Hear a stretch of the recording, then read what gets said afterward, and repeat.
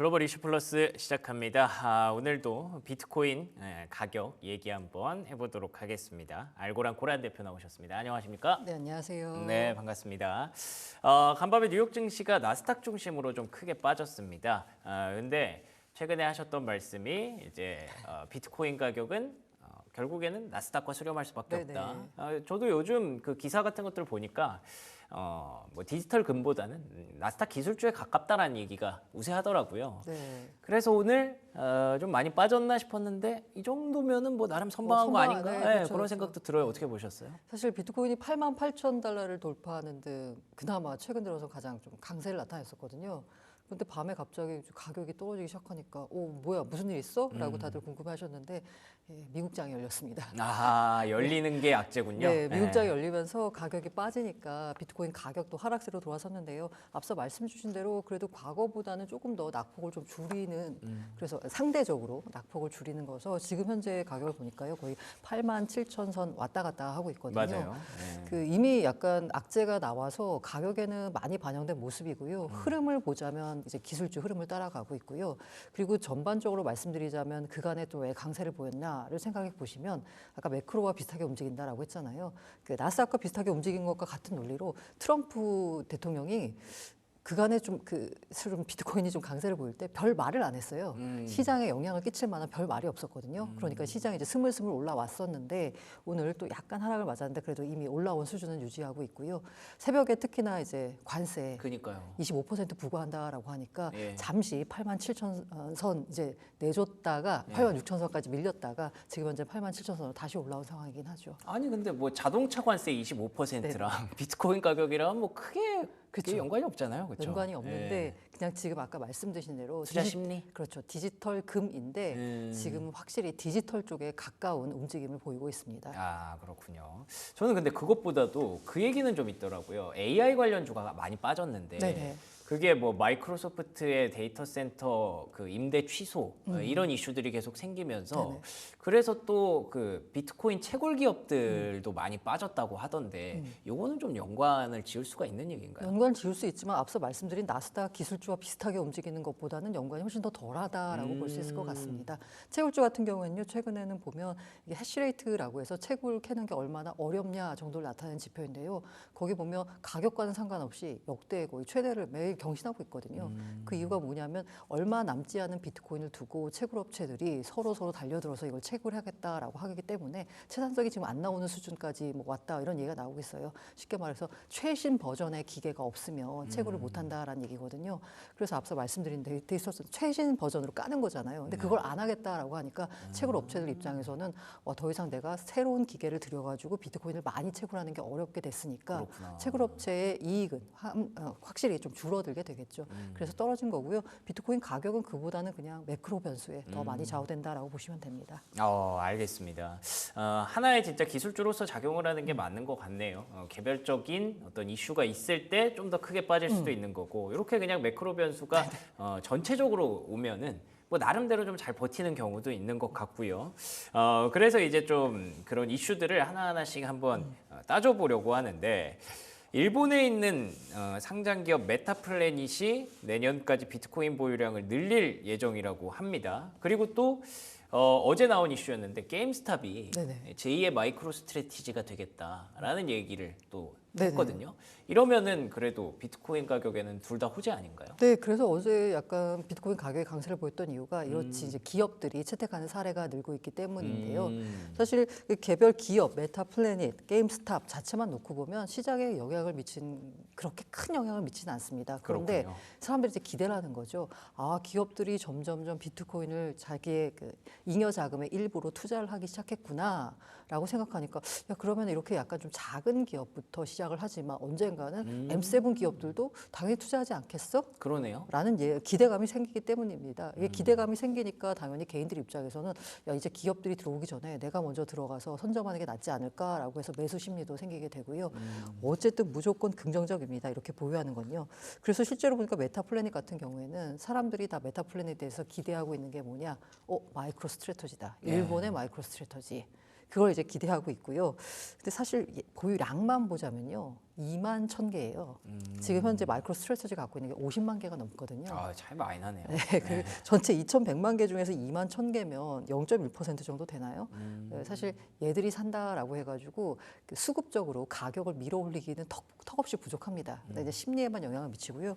게임스탑 같은 경우에도 여기 돈 버는 회사가 아니잖아요. 그렇죠. 근데 어떻게 비트코인을 사지? 라고 했는데 역시나 마이크로 스트래티지가 자신들이 전환사채를 발행해서 혹은 주식을 팔아서 비트코인을 사는 걸 그 마이클 세일러의 표현에 따르면 지능적 레버리지라는 표현을 썼거든요.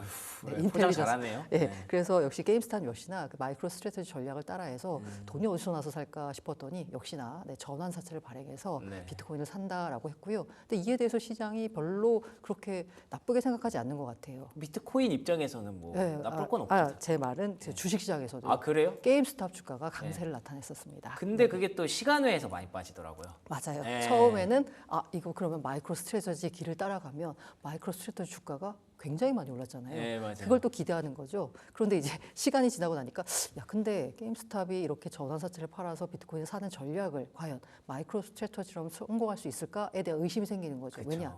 마이크로 스트래티지는 처음에 비트코인을 살 때는 회사에는 잉여 자금으로 사기 시작했고요.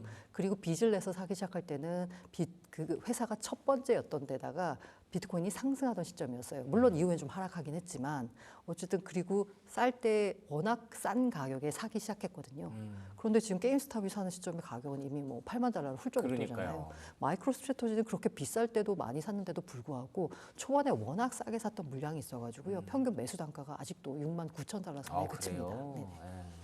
참 게임스탑은 진짜 뭐 하는 기업인지 알 수가 없어요. 네, 맨날 이렇게 이슈 메이킹은 진짜 잘하는데 이렇게 해서 기업이 굴러간다는 것도 신기하고요. 어쨌든 비트코인 입장에서는 메타플래닛이나 게임스탑이나 뭐 다 나쁠 게 없는 그런 재료였기 때문에 잘 방어했다라고도 볼 수 있을 것 같고, 그리고 뭐 수량 자체는 턱없이 부족하지만 이렇게 가다 보면 이런 그 이슈들이 계속 생겨나면 언젠가는 진짜 대형 M7도 비트코인을 좀 보유하려고 좀 더 노력할 수도 있지 않을까, 그런 생각까지 이어졌다라는 분석이었습니다.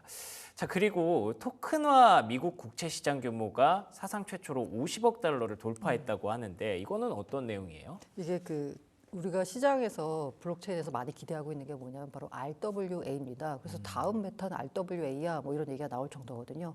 RWA가 리얼 월드 에셋에서요. 네. 지금 여기 현실 세계에 있는 자산을 블록체인화, 그러니까 토큰화 시키는 걸 말합니다. 국채까지도 토큰화를 시키는 네, 맞습니다. 거군요. 그래서 네. RWA 하면은 약간 좀 감이 안 오실 텐데요. 네. 그냥 RW 지금 현재로서 아마 그리고 제가 보기엔 앞으로도 가장 성공한 RWA는 스테이블 코인일 것 같습니다. 스테이블 코인 같은 경우 이제 알고리즘 스테이블 코인은 현실에 존재하지 않잖아요. 하지만 자산이 담보가 되는 이른바 달러 백드 스테이블 코인 같은 경우에는 달러를 그야말로 토큰화 시킨 거잖아요. 그렇죠. 예. 근데 그 스테이블 코인 시장 규모가요. 지금 현재 이제 한 제가 보기 2,300억 달러인가요? 아무튼 계속 매년 늘어나고 있습니다. 예. 그래서 지금 추정에 따르면 지금과 같은 성장 속도를 유지하면 이건 물론 지금과 같은 성장 속도를 유지하고 M2가 지금 현재 수준을 유지한다라는 가정이긴 하지만 2030년에는 M2의 10%가 스테이블 코인으로 채워질 거다라는 전망까지 나오고 있어요. 물론 가정 자체가 비현실적이다라고 말씀드릴 수 있겠지만 예. 그야말로 스테이블 코인 시장세가 빠르다. 그리고 그 스테이블 코인은 RWA의 일종이다. 가장 성공한 RWA다라고 말씀드릴 수 있을 텐데 스테이블 코인뿐만이 아니라 이제 국채를 토큰화시키는 겁니다. 여기 대표적인 기업이 바로 블랙락이 미국 국채 펀드를 이더리움 네트워크에 올렸어요. 그게 바로 비들인데 블랙락이 이렇게 올리고 나니까 성공을 봤거든요. 그러니까 여기 프랭클린 템플턴이나 피델리티 등등에서 다 이렇게 국채 펀드를 지금 내놨고요. 그 규모가 지금 50억 달러를 돌파했습니다. 의미를 생각해 본다면 전통 금융과 블록체인 금융이 만났다. 블록체인이 그러네요. 만났다. 그러니까 웹2와 웹3가 만났다라고 생각할 수 있고요. 그리고 투자자 접근성과 유동성을 확대하는 계기가 될 수 있고요. 사실 이 토큰화 펀드를 통해서 웹2에 있는 사람들, 전통 금융권에 있는 사람들은 어떻게 보자면 이 웹3로 진입하는 그 통로가 게이트웨이가 되는 거고요. 또 반대로 생각해 보면 이 토큰 투자하는 사람들 같은 경우에 변동성이 너무 크잖아요. 그렇죠. 그 잠시 약간 뭐랄까요, 투자를 좀 쉬고 싶달까 할 때 마땅히 투자할 수 있는 게 없거든요. 왜냐하면 코인, 크립토 자체가 워낙 변동성이 크다 보니까. 다 변동성이 크니까. 네. 그런데 약간 안식처처럼 되는 맞아요. 거네. 국채 펀드 같은 경우에는 국채잖아요. 네. 그 국채가 지금 4% 좀 넘잖아요, 수익률이. 그러면 안정적으로 이 뭔가 자기가 좀 쉴 수 있는 투자를 좀 쉴 수 있는 휴식처를 찾은 셈이거든요. 그러니까 양쪽에 더 유리한 양쪽에서 뭔가 이익을 취할 수 있는 게 있기 때문에 앞으로 이런 국채 펀드 시장이나 RWA 시장은 계속 커질 것 같습니다. 그러네요. 뭐 주식 시장으로 따지면은 파생 상품 선물 이런 것들이 맞아요. 계속 발생하고 있다라고 보시면 될 것 같고 그게 결국에는 주식 시장을 이렇게까지 성장시키는데 되게 큰 기여를 했기 때문에 비트코인 시장에서도 토큰화 증권에 대해서 앞으로 계속 규모가 얼마나 더 커지는지 잘 지켜보면 좋겠네요. 반면에 또 이렇게 긍정적인 이슈도 있는 반면에 불스코어 그러니까 시장 건전성 측정 지표가 2년 만에 최저치로 떨어지면서 약세장으로 들어설 수 있다라는 관측이 나오고 있다고 네. 합니다. 뭐 8만 달러 지지가 좀 무너질 수 있다라는 우려는 어떻게 보시나요? 이게 불스코어가 약간 화제가 됐던 게요. 이 지난주에 크립토컨트 주기영 대표라고 제가 보기에는 국내 한국인 가운데 가장 영향력 있는 글로벌 크립토 인플루언서라고 생각해요. 예. 트위터 팔로워도 뭐 몇십만이 되고 있고요. 그런데 갑자기 주기영 대표가 불사이클 이즈 오버라고 딱 글을 올린 거예요. 네. 그러면서 다들 아니 뭐야 불장이 끝났다고 이러면서 굉장히 많은 화제가 됐습니다. 거기에 대한 이제 논란도 이제 여러 빚어졌고 아니다 내 생각에는 불장이 아직 끝난 건 아니다. 앞으로 뭐 더 있다. 뭐 글로벌 M2가 있다. 뭐 이러면 여러 이제 반론들이 오갔고 또 주기영 대표가 그에 대한 추가 설명을 하기도 했거든요. 그런데 거기서 주기영 대표가 불사이클이 끝났다라고 말할 때 그때 그 뭔가 기준이 됐던 지표가 바로 불스코어입니다. 불스코어가 그랬군요. 별게 아니고요. 비트코인의 네트워크 활동량, 이게 거래량입니다. 투자자 수익성, 시장 유동성 등 10가지 핵심 지표를 종합해서요. 나름대로 크립토컨트가 뭔가 지수화한 거예요. 그래서 이게 그 보시면 불스코어가에 접어들었을 때가 있고 아니면은 베어장으로 접어들었을 때가 그쵸, 있는데 그쵸. 주기영 대표가 그걸 딱 올렸을 때는 이게 갑자기 색깔이 이제 불이면은 빨간색이고 네. 죄송합니다. 하락이면 베어면 빨간색이고 그리고 불이면 이제 초록색으로 이렇게 보이는데 갑자기 이게 빨간색이 나타나기 시작한 거예요. 그래서 이제 불장이 끝났다라고 말을 했던 거고요. 그러면서 시장에서 불스코어가 이게 갑자기 2년 만에 최저치로 나오니까 이게 FTX 사태 때거든요. 야 이제 불장 끝난 거 아니냐라는 얘기가 나왔거든요. 그런데 이 불스코어라고 하는 게요. 계속 유지가 되면 유의미하게 이건 이제 불장 끝나고 하락장으로 본격적으로 접어든 거다라고 생각하지만 제가 말씀드린 아까 10가지 지표를 종합해서 평가를 하다 보니까 이게 그 시장 상황에 따라서 왔다 갔다 합니다. 그래서 최근에 또 다시 또 이렇게 또 뒤집혔어요. 그렇기 때문에 이게 그 추세가 당장 바뀌었다라고 해가지고 앞으로는 떨어질 거야가 아니라 계속 시장 흐름을 봐서요. 그 그렇겠네요. 추세가 어떻게 되느냐를 보는 게 중요합니다. 네. 다만 이제 제가 뭐 그래서 이걸 계속 약세장의 지속이다라고 생각하는 사람들도 있고 아니다. 횡보 후 다시 상승 갈 거다라고 생각하는 사람들도 있는데 저는 약간 이제 그래도 이게 약간 희망이 담겨서 그런지 후자 쪽에다가 조금 의견을 싣고 싶은데요. 이 불스코어가 2년 만에 최저치로 떨어진 건 분명 약세 신호 맞고요. 그런데 다만 여기서 긍정적인 희망을 볼 수 있는 게 아까 제가 ETF 말씀드렸는데 계속 ETF 계속 강조드리고 있는데요. 이게 2월 말에 그야말로 정말 대규모 매도세가 나왔습니다. 하루에 1조 6천억씩 막 매도세가 예. 나오고 이랬거든요. 그런데 최근 들어서 그 어제까지 8일 연속 자금이 순매수, 순유입됐습니다. 근데 이게 ETF 역시나 추세를 보는 게 중요한데 2월 말에서 시작된 3월 초까지 순매도 흐름을 이제 끊어내고 이제 순유입으로 돌아섰다는 점이 긍정적이거든요. 이렇게 자금이 계속 들어오기 시작하면 아무래도 횡보를 하다가 상승 쪽으로 좀 방향을 틀지 않을까라고 기대해 봅니다. 그렇군요. 물론 네. 전제는 매크로가 받쳐줘야 돼요. 그렇죠. 뭐 거래 대금이라든지 최근에 비트코인의 어떤 그 활동성이라고 해야 될까요? 이런 것들이 주로 되는 지표라면은 당연히 한창 좋았을 때에 비해서 좋을 수는 없을 것 같네요. 근데 그 이후에 지금 이렇게 그린라이트와 레드라이트를 왔다 갔다 하는 과정에서 다시 그린라이트로 올라갈 것이냐 아니면 레드라이트를 크게 켤 것이냐 요 지금 분기점에 있는 것 같은데 일단은 매도세가 조금은 멈춰가고 있다고 하니까 다시 그린라이트 쪽으로 올라오기를 기대해 보도록 하겠습니다.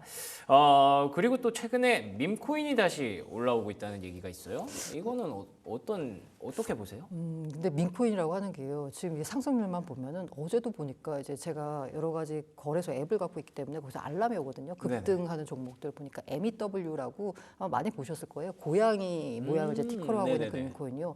30% 올랐다. 그리고 아직까지 메이저 이제 중앙화된 거래소는 상장되고 있지 않지만 이 서양인들이 좋아하는 파트 코인이라는 게 있거든요. 그게 이제 우리말로 하면 방구 코인이에요. 네. 네, 왜 좋아하는지 잘 모르겠는 약간 네. 그런 코인들도 갑자기 알람이 오는 거예요. 100% 올랐다 막 이러고요. 그런데 이제 밈코인 같은 경우에는 이 변동성이 워낙 크기 때문에 그쵸. 이렇게 하루 올랐다라고 해서 추세 전환이다라고 보기는 어렵습니다. 그렇겠죠. 네. 다시 상승을 줄이고요. 다시 조금 하락을 했거든요.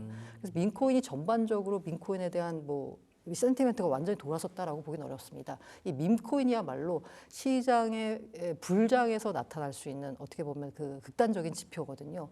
시장에 돈이 넘쳐나서 돈이 갈 데가 없고 그리고 극단적인 수익률을 기대하는 자금이 모였을 때 밈코인이 가는 거거든요. 그럼 지금 그렇게 시장에 대해서 사람들이 모두 낙관하고 조금 더 추가 수익을 더 낼 수 있는 고위험 자산으로 움직이는 분위기냐라고 보시면 그렇진 않잖아요. 그러네요. 지금은 언제 트럼프가 뭘 말할지 가슴을 졸이는 상황인데 그냥 주식 시장으로 따지면 개별주, 테마주 장세 뭐 이런 맞습니다. 거군요. 네, 네. 네. 그래서 거기다 큰 의미를 부여하기는 어렵고요.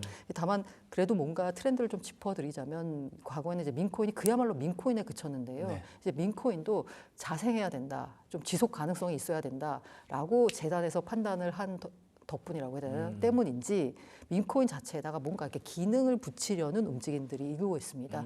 예를 들면 이제 도지코인 같은 경우에는요, 야 우리 뭔가 이 1,000만 도지코인 이게 약 183만 달러인데 사실 규모가 엄청 크진 않아요. 그러네요. 그런데 하여간 이렇게 만들어가지고 야 우리 한번 도지코인을 결제 수단으로 쓰도록 한번 좀 확산해 보자. 뭐 라면 항상 이런 움직임들이 있습니다. 그래서 최근 민코인 트렌드를 보자면 민코인 자체만으로 있는 게 아니라 여기다 뭔가 유틸리티를 좀 붙여보자라는 움직임들이 있거든요. 하지만 아직 유의미한 성공을 거둔 프로젝트는 딱히 좀 찾아보기는 어려운 상황입니다. 민코인은 현재는 그냥 밈코인이다. 그러네요. 네. 뭐 일단은 뭐 시도는 많이 나오고 있는 것 같으니까 밈코인의 시도들이 어떤 성과를 만들어내는지 뭐 대표적으로 도지코인이겠죠. 이런 것들 한번 잘 챙겨 보시면 좋겠습니다. 그러면 뭐 앞으로의 투자 전략과 더불어서 최근에 제가 뉴스로 접하는 거는 스테이블 코인 얘기가 좀 많길래 정말 중요합니다. 요거 간단히 한번 정리해보고 마무리할까요? 스테이블 코인은 그 누가 그런 표현 쓰는데요. 대동강 물장사다. 공짜예요? 네, 공짜라기보다는 그야말로 그냥 거의 노다지 사업입니다. 네. 스테이블 코인은 현재 지금 알고리즘 스테이블 코인 일단 다 거의 금지가 됐어요. 이제 못한다라고 보시면 되고요. 담보가 있는 스테이블 코인인데, 그러니까 이게 스테이블 코인이 발행이 어떻게 되냐면요. 내가 예를 들면은 이제 $100를 갖고 와서 나 스테이블 코인 $100어치 발행해줘라고 하면 스테이블 코인 발행사는 $100를 발행을 해줍니다. 네. 그리고 나서 나 이제 스테이블 안 쓸래라고 해가지고 그 스테이블 코인을 다시 그 스테이블 발행사로 들고 갑니다. 그러면은 달러로 바꿔줘요. 그 바꾸는 과정에 이제 소각을 한다라고 하거든요. 토큰을. 근데 거기서 이제 수수료를 먹어요. 거기 수수료를 1차로 먹고요. 근데 그 수수료는 이제 뭐 얼마 안 된다라고 쳐도 그럼 아까 제가 달러 $100 이렇게 맡겼잖아요. 그럼 이 스테이블 코인 발행사 입장에서는 그 $100 어떻게 할까요? 글쎄요. 투자하나요? 채권에 투자합니다. 어. 미국 채권이에요. 그러면 채권 투자로 지금 현재 3~4% 수익을 얻는 거예요. 앉아서 돈 버는 기업이네요. 맞습니다. 네. 그러다 보니까 이제 테더가 대표적인 스테이블 코인 발행사죠. 스테이블 코인 시장이 거의 70%를 차지하고 있는데 여기가 사실 24년 성과는 아직 나오지 않았어요. 10K 보고서가 안 나왔기 때문에. 그런데 23년 기준으로 63억 달러 벌었거든요. 직원이 100명이 안 돼요. 블랙락이 23년에 55억 달러인가 벌었어요. 2만 명이 넘어요. 테더는 100명이 안 되는 직원을 가지고 63억 달러를 벌었고요. 블랙락은 55억 달러 벌었습니다. 그렇군요. 너도 나도 뛰어들고요. 심지어는 트럼프 대통령도 트럼프 대통령이 관여된 회사가 그쵸? 네. 스테이블 코인 사업에 뛰어들었습니다. 알겠습니다. 대동강 물장사 스테이블 코인 앞으로도 이제 코인 시장의 가장 중요한 포인트가 될 것 같네요. 지금까지 알고란 고란 대표와 얘기 나눠봤고요. 저희 오늘 딜사이팅 월간은 여기서 마무리 짓도록 하겠습니다. 저희는 내일 아침 7시에 돌아옵니다. 시청해주신 여러분 고맙습니다.